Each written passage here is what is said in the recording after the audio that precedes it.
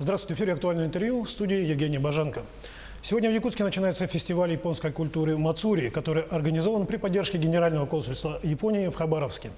Якутяне в рамках фестиваля смогут поближе познакомиться с культурой и традициями страны восходящего солнца. А в студии у нас сегодня почетный гость этого фестиваля, господин Ямамото. Здравствуйте. Здравствуйте. Господин Ямамото, вы уже не первый раз в Якутии.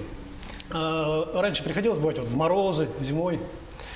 Уже пятый раз в Якутске, но никогда мне не получилось попасть в Якутск зимой.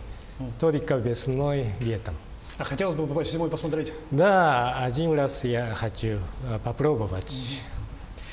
Фестиваль организован по инициативе японской стороны. Как часто такие фестивали проводятся в российских регионах и с какой целью?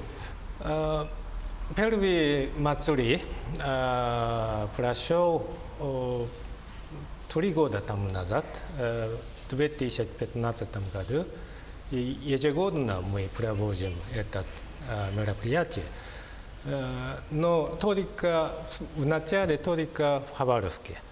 Но в прошлом году мы проводили и в Хабаровске, и в Иркутске 2 раза. И в этом году в годе Японии в России и мы решили провести его в Якутске. Всем известно, что Япония – это страна технологических новинок. В Якутске сегодня вы чем будете удивлять якутян? Мы привезли робота Шенка, который производит известная компания Sony. Сейчас этот робот очень популярный и на расхват. Только по предварительному заказу можно получить, и мне удалось купить его, и мы привезли его. Да, я скажу, что у нас сейчас в студии находится супруга господина консула Ямамото-сан. И сейчас она подойдет в кадр и покажет нам собаку.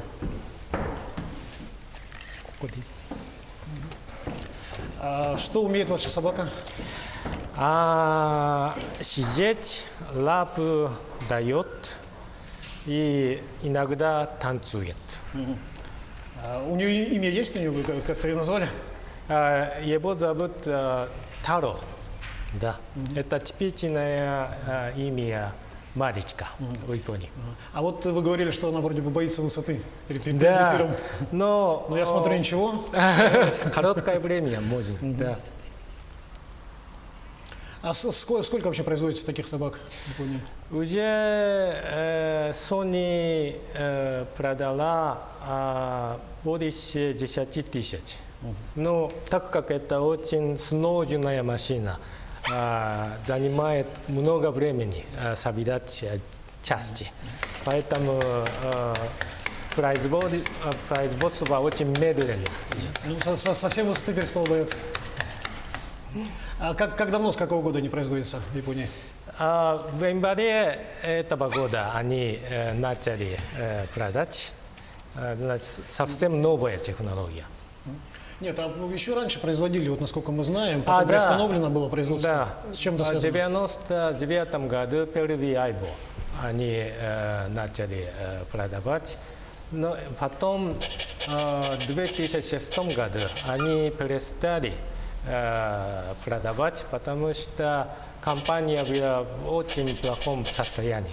Но сейчас Sony очень хорошем состоянии, поэтому бай-бай.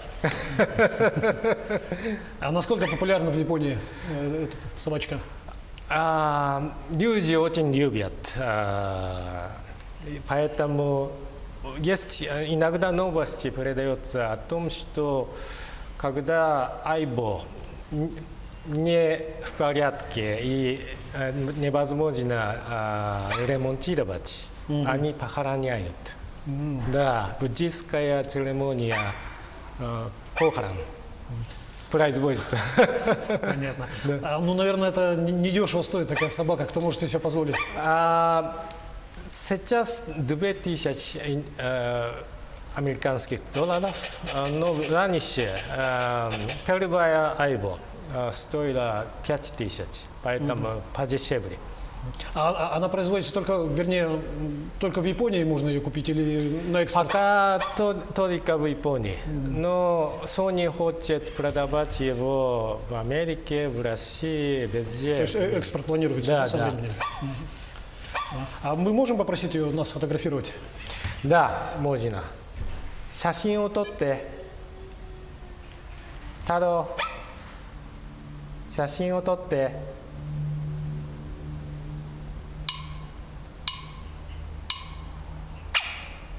Да, снял фото. Понятно, спасибо. Помимо технических новинок, на фестивале будут представлены творческие коллективы. Какие? Нам удалось пригласить две группы. Одна группа – это исполнителей шамисен, это традиционного струнного инструмента. И вот здесь Да, у нас в студии как раз представитель творческого коллектива. Мы попросим его, оператора, показать. здесь少し。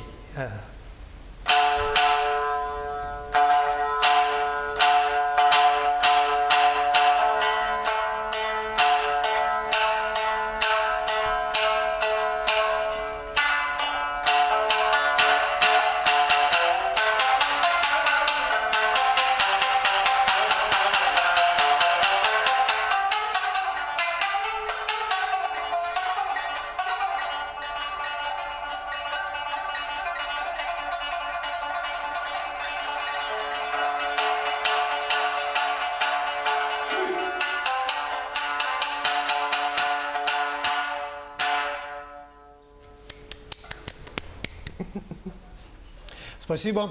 Это традиционный японский инструмент, да? Как Да, называется? да, шамисен. Японская балалайка. По-русски балалайка? Да, да. То есть это также распространено, как в России балалайка, вот этот инструмент в Японии, да? То есть можно сравнить. А поподробнее расскажите о культурной программе. Еще Что одна группа предусматривается? из острова Хоккайдо. Это называется Хирагиши Тенджин. Очень известная группа танцовщиков Йосакой Соран. И ежегодно на острове Хоккайдо проводится конкурс Йосакой Соран. И они 10 раз победили. Значит, очень популярная группа. Нам повезло. Но из-за самолет не летал с острова Хоккайдо, не знаю почему, но техническая причина. И они приедут сюда ночью, в тот день, когда пройдет Мацури. Поэтому нам не удалось пригласить представителей сюда. А вы как добрались? Прямым рейсом? Из Японии? Да, из Японии. В Хабаровске они должны были пребывать одну ночь, но из-за беспорядка самолета. Понятно. С прошлого года между Японией и Якутией существует регулярное туристическое сообщение. Ну, из Японии в Якутию, из Якутии в Японию. А вы у себя на родине уже слышали отзывы о Якутии? Что-то рассказывали ваши земляки? Да, по-моему, сейчас Якутск становится популярным. Например, я слышал, что была телевизионная передача, известная актриса здесь снимали достопримечательности, и таким образом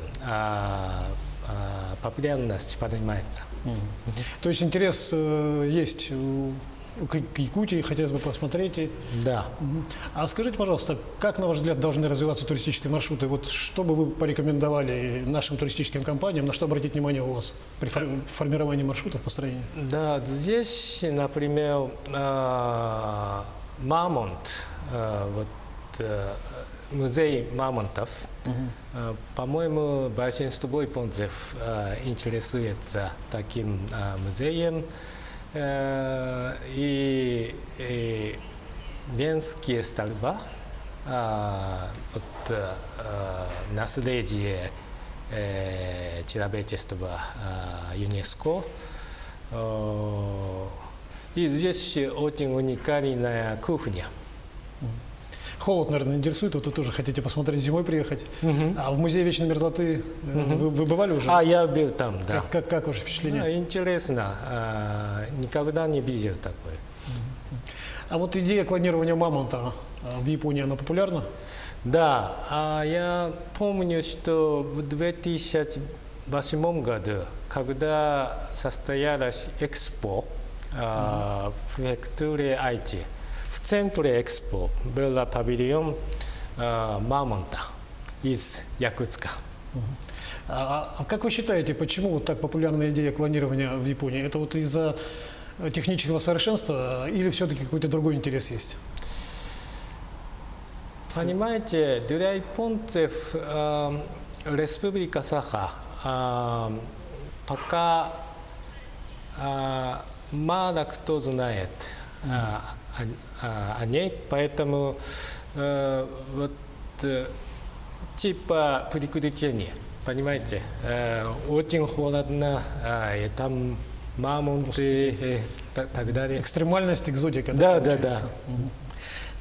В Якутии уже достаточно много реализуется совместных инвестпроектов с Японией, в частности, круглогодичная теплица, ветропарки в Тикси. На ваш взгляд, в каких направлениях еще можно взаимодействовать в экономическом аспекте, возможно взаимодействие между Якутией и Японией? Недавно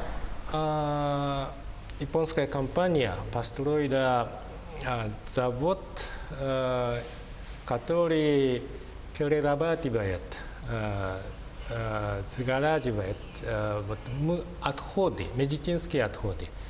Это одно направление. Сейчас переговоры идут по поводу строительства великомасштабного такого мусороперерабатывающего завода.